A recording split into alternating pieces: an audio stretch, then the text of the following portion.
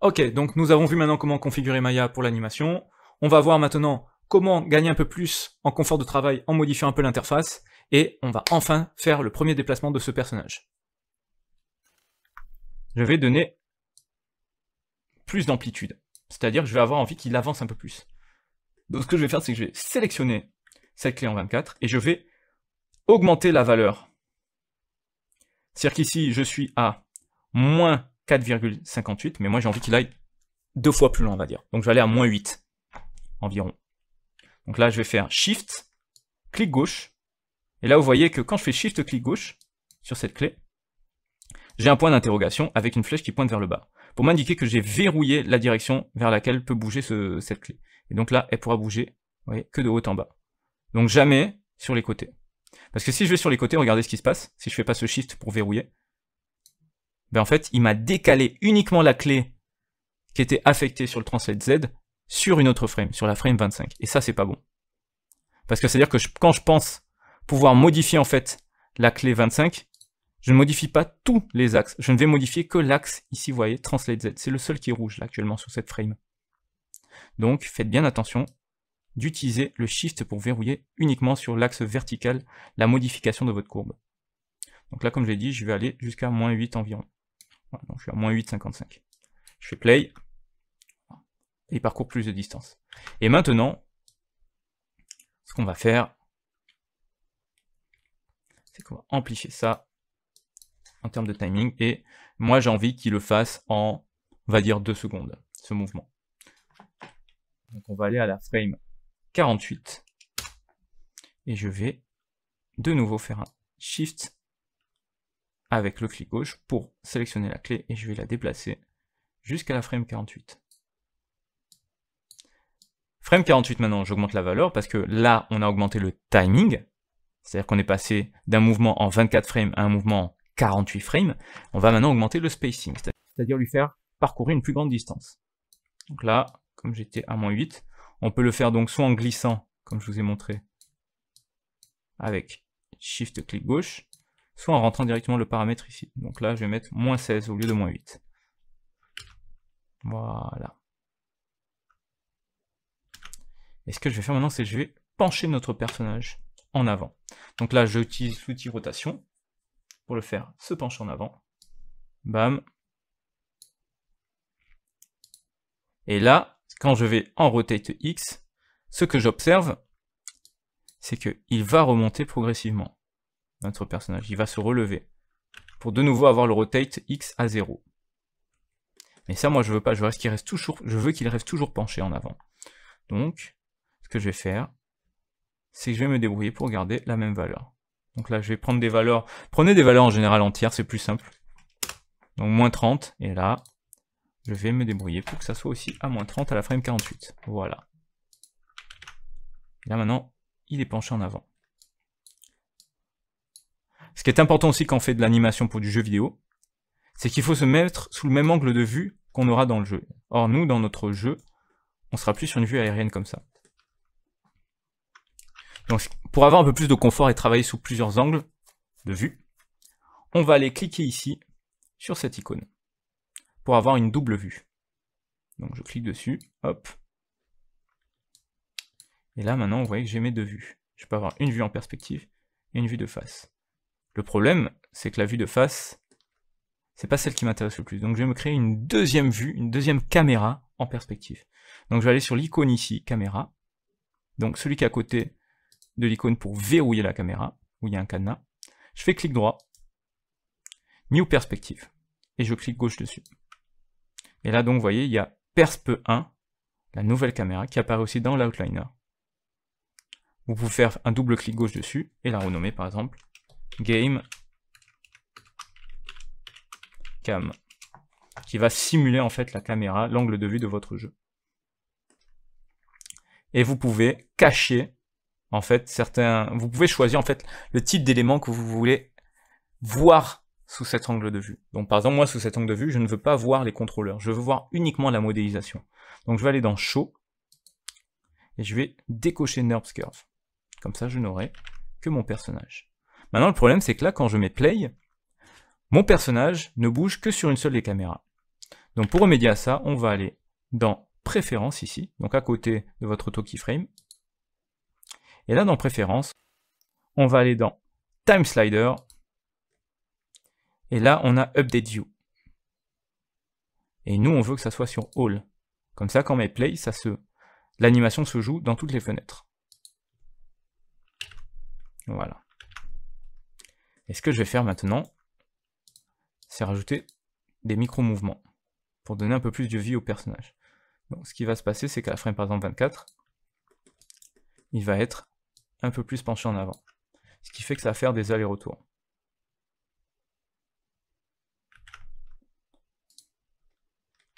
Là, mon mouvement est un peu trop lent. Je vais corriger aussi cela en faisant en sorte d'accélérer le timing. C'est-à-dire qu'il ne va pas faire ce mouvement d'aller-retour comme ça en 24 frames mais en 12 frames. Donc pareil, je peux faire Shift-clic gauche, ça me sélectionne cette clé, je prends, je rappelle, uniquement les flèches du milieu, pas celles du côté. Celles du côté servent à étirer en fait votre sélection. Là, moi je veux déplacer. Donc là, je l'ai déplacé. Je vais faire une clé à 24 où ma rotation est de nouveau à 0. Hop, pardon, à moins 30, pardon.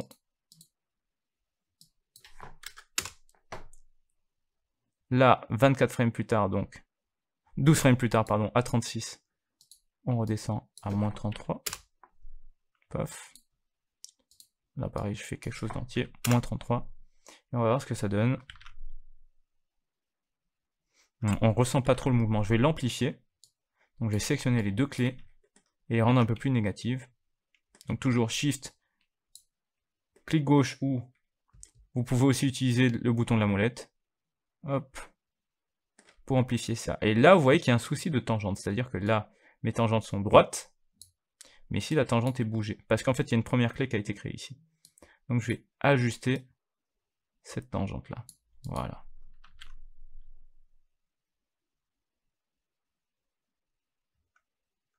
Donc là, pareil, mon mouvement est encore un peu mou.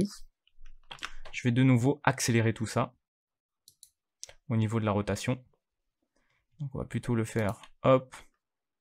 On va tenter en 6 frames. On va changer le timing.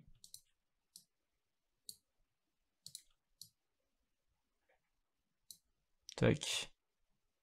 Donc là, je vais avoir des vagues beaucoup plus proches.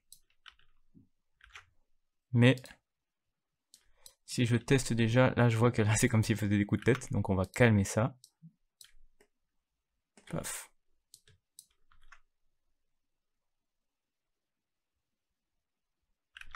Et on va espacer de nouveau. Donc ça c'est important dans l'animation, vous verrez que souvent vous avez à tac, ajuster, faire des tests avec le timing. Donc là j'ai plutôt testé toutes les 9 frames. Les allers-retours au niveau de la rotation. Bam. 9, 27, 36,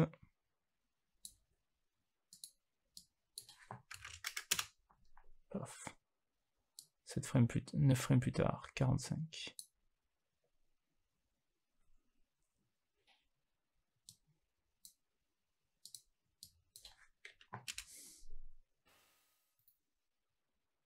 Donc là je suis à moins 35. Si je passe à moins 35. Donc là on est sur un timing qui me va un peu mieux. On sent qu'il avance progressivement avec son jetpack, hein. Faut pas oublier que c'est avec un jetpack qu'il avance. Limite même on va encore plus s'incliner en sélectionnant tout globalement. Hop, donc Shift. Et là je vais utiliser la molette pour tout déplacer en même temps. Hop, et je vais tout globalement baisser vers le bas. Pour le faire bien propulser.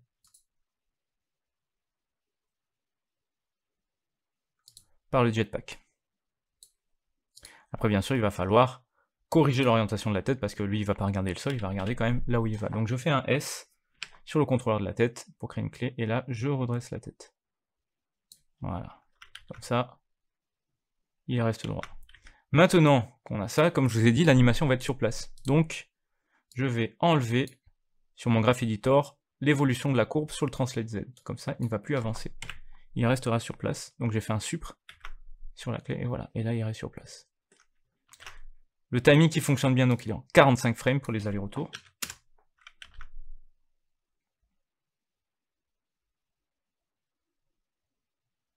Alors là, on a un petit à-coup. Ça, c'est parce que le cycle ne se ferme pas bien. Donc ce qu'on va faire, c'est que tout simplement, on va faire un cycle en 18 frames. On a fait en fait un test avant pour voir si le feeling fonctionnait bien quand on faisait avancer notre robot, mais en soi, on a juste besoin des 18 frames, parce que regardez, quand je fais play, le cycle joue parfaitement en 18 frames. On a un bon aller-retour. Donc quand on va l'exporter, Unity ou Unreal jouera en boucle cette animation quand vous déplacerez votre personnage. Maintenant, on va ajouter un peu plus de détails au niveau du contrôleur général en le faisant légèrement baisser vers le bas aussi en translate. Voilà. Là, je regarde en mon translate Y, parce que c'est ça que je vais utiliser pour le faire descendre. Et là, il y a un problème au niveau de ma courbe, parce que justement, je n'ai pas la même valeur en la frame 18 qu'à la frame 1. Donc, ce qu'on va faire, c'est qu'on va copier, clic droit, copie, clic droit sur la frame 18, paste, paste. Et là, c'est exactement la même frame qu'il y aura.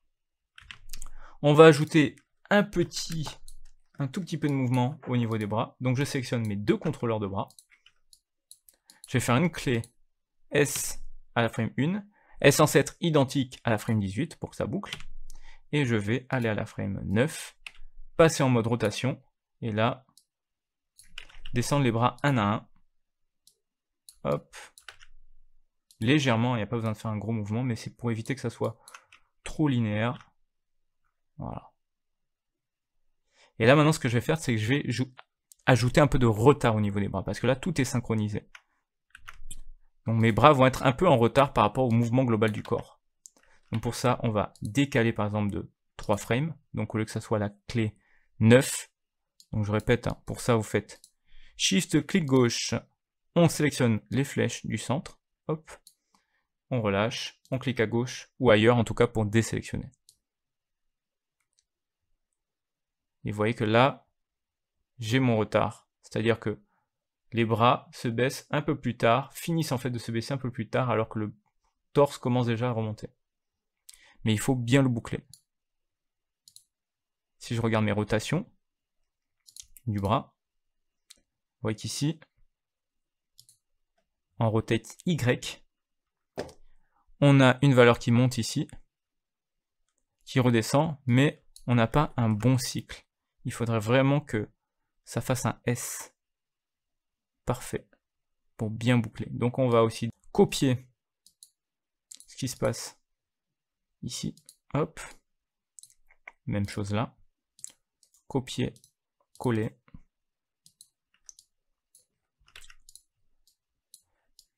Et en fait ici, on va manipuler la courbe. Donc sur les rotate, je prends les deux clés, donc 1 et 18, donc début et fin de cycle, et je vais les remonter, hop, hop. Donc là je fais Shift clic gauche en sélectionnant, bam, et là Shift molette pour monter. Et là ce que je vais faire, c'est que je vais aller sélectionner ça, Spline tangente, pour qu'il m'aligne la tangente dans le sens de l'évolution. C'est-à-dire que là la courbe redescend, donc la tangente va redescendre. Même chose pour le rotate Y. Hop.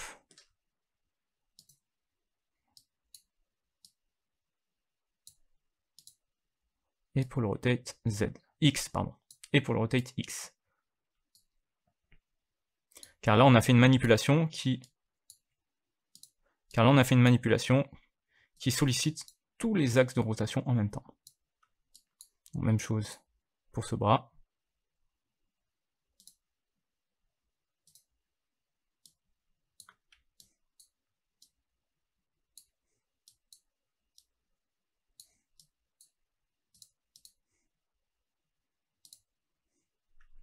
Là, je mets play.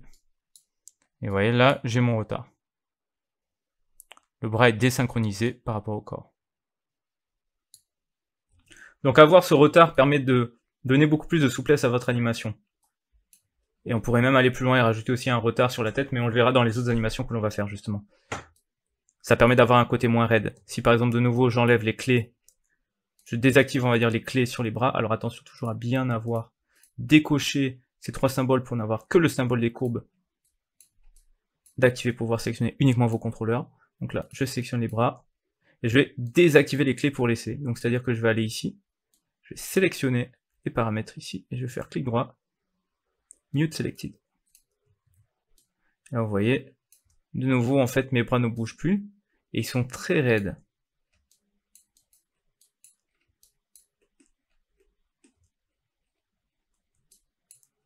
On va refaire la différence, hop. On va revoir la différence, tac. Donc de nouveau je sélectionne, je fais Unmute Selected. Et là de nouveau mes bras vont bouger. Donc attention et pensez bien à faire une rotation complète en regardant la frame 4. Soit on le fait manuellement pour avoir en fait les bras qui vont continuer ici à se lever. Nous on voudrait en fait qu'ils continuent à se lever. Parce que là, à cette image où en fait le corps s'est baissé à fond, à l'image 9, 3 frames plus tard, eux, nos bras terminent leur mouvement. Donc c'est pour ça qu'on parle de retard, parce qu'ils sont en retard par rapport au mouvement. Et ici, quand ils vont se lever, on veut qu'ils aient terminé leur mouvement et qu'ils atteignent leur hauteur maximum à la frame 4. Donc ici, ce que je peux faire, c'est plutôt que bouger manuellement mon bras, je vais supprimer les clés dessus et je vais utiliser les tangentes. Donc je vais en profiter aussi pour supprimer le point au tout début ici, cette clé-là qui ne nous sert pas à grand chose. Et on va uniquement utiliser les tangentes. Donc les tangentes, comme je vous ai dit, c'est ces 2 barres-là, hop, qui sont sur chacune des clés. Donc pensez toujours à faire un shift-clic gauche pour faire plusieurs sélections, pour sélectionner plusieurs choses à la fois. Et là, du coup, je vais les baisser les deux, et voilà. Et là, mon bras va continuer à monter avant de descendre à nouveau. Comme ça, on n'aura pas un mouvement totalement arrêté. Donc il manquait le Rotate Z. Tac. Tac.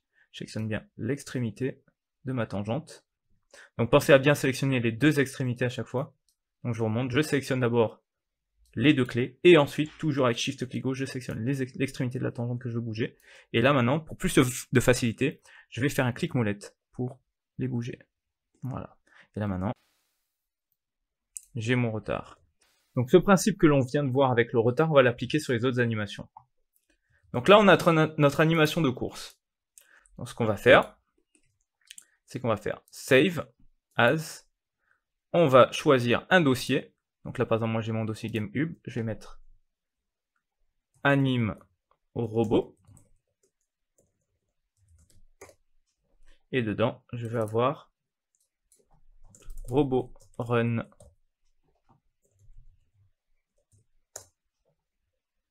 Pensez bien donc à être en MB, Maya Binary. Par défaut, ils peuvent vous mettre en Maya ASCII. Donc je vais vous le remontrer quand je vais sauvegarde pour refaire la sauvegarde. Hop. Pensez bien à être en Maya Binary et pas en Maya ASCII. Alors ça c'est un petit message en général. C'est récent là, c'est un petit bug qu'il y a sur Maya, donc vous inquiétez pas. Il faut télécharger en fait un fixe. Mais bon, je vais pas m'attarder là-dessus.